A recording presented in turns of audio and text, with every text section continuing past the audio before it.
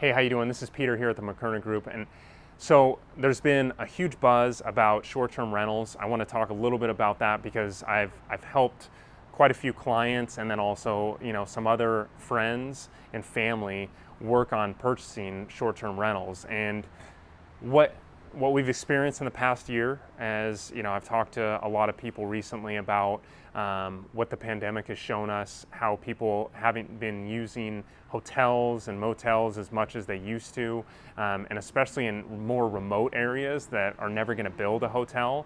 You have a lot of people and a lot of influx in people going out there to camp and then ultimately buying properties to do Airbnbs or VRBO. So what I've seen, and especially some things that you need to keep in mind when you're buying those short-term rentals, is for one, at the end of the day, if it's an investment, run the numbers and make sure that those numbers are sound before you're moving forward and buying that property. So that's key number one.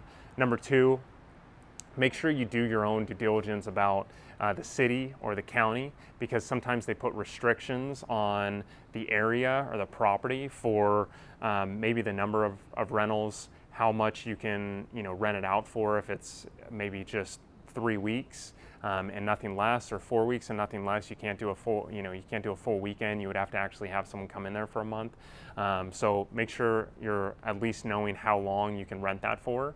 And then number three dovetails off that second one, is making sure that you know exactly what that city or county has planned for short-term rentals. Some cities now are basically saying that you can't do any more short-term rentals except for the ones that are already there. So if someone sells a home and it was a short-term rental and they have a permit for it, you can transfer it to the new owner, but you can't buy another house and request a short-term permit, because ultimately what's happening is they're getting inundated with a lot of people buying those Airbnbs or buying those houses for Airbnbs, and it's not leaving the best taste in the current community members' mouths, because they're living next to someone that ultimately Airbnb'd their home or put it as a short-term rental, and people are coming in and bringing a lot of friends over and having parties, or being louder than they would expect someone that maybe is living in that community to work.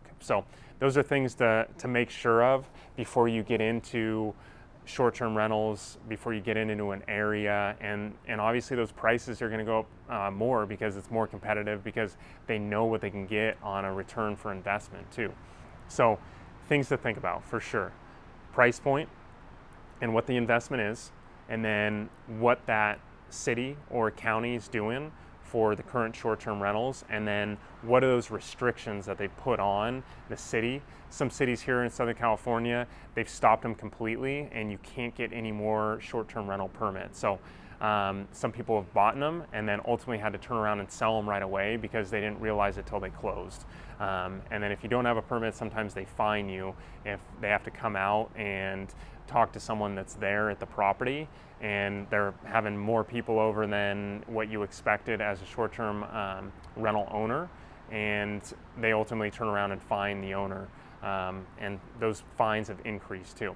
So just make sure at the end of the day, do your due diligence, make sure that you're working with someone that is providing the information that's most updated for those areas, and then also for what you're looking for as a product investment.